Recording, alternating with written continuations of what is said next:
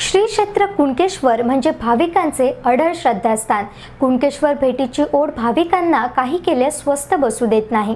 आज इंटरनेटमुळे जग जवळ आलंय, पण तारा मुंबरी मीठ मुंबरी पुलांमुळे शिवतीर्थ जवळ आले। त्यामुळे देवगड कुणकेश्वर पायी प्रवास करत कुणकेश्वर दर्शनासाठी जाताना भाविक दिसत आहेत।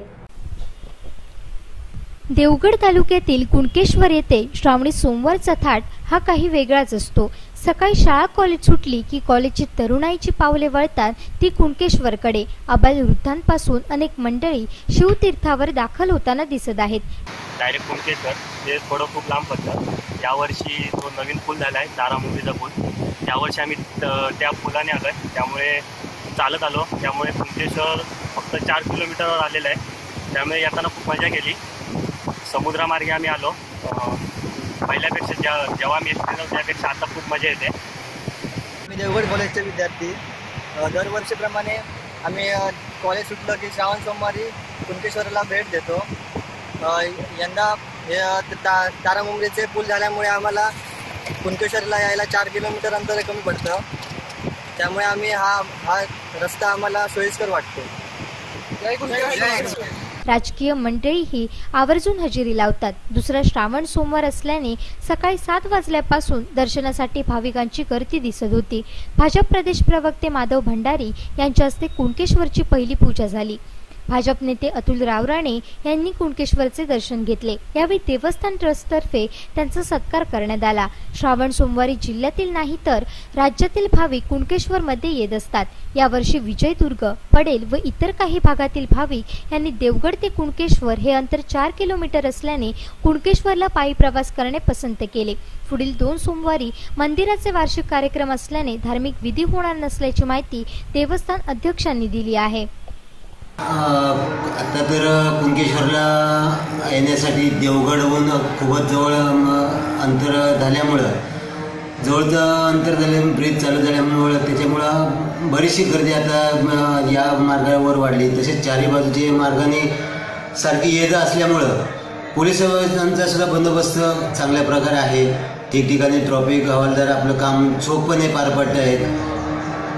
त्याच्यानंतर एसटीची वाहतूक सुद्धा एसटी मंडळाने बऱ्यापैकी ठेवलेली आहे। इथं देवस्थान ट्रस्टच्या वतीने ज्या ज्या भाविकांना सुविधा द्याव्याशा आहेत त्या आम्ही उपलब्ध करून ठेवलेल्या आहेत।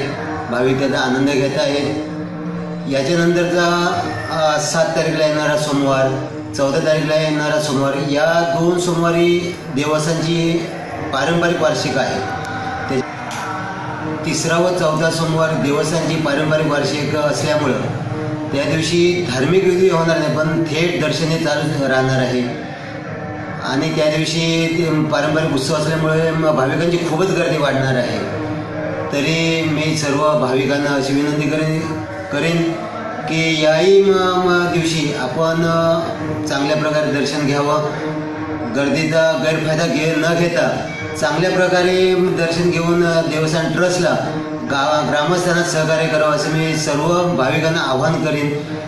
त्याच्यानंतर जो शेवटचा श्रावणी सोमवार आहे 21 ऑगस्टला, त्या दिवशी दर्शनामोक्षेचा दिवस असल्याने ती दर्शनामोक्षेची पर्वणी असल्यामुळं त्या दिवशी खूपच गर्दी होणार आहे। आणि सर्व यंत्रणेला, शासकीय यंत्रणेला सुद्धा सतर्क राहावं लागेल, कारण त्या दिवशी भाविक दर्शनामोक्षेच्या निमित्ताने तीर्थस्नानाचा लाभ घेतात। त्याच्यामुळं सर्वांना ते सतर्कता बाळगावी लागणार आहे। आम्हाला ट्रस्टला सुद्धा सतर्कता बाळगावी लागणार आहे।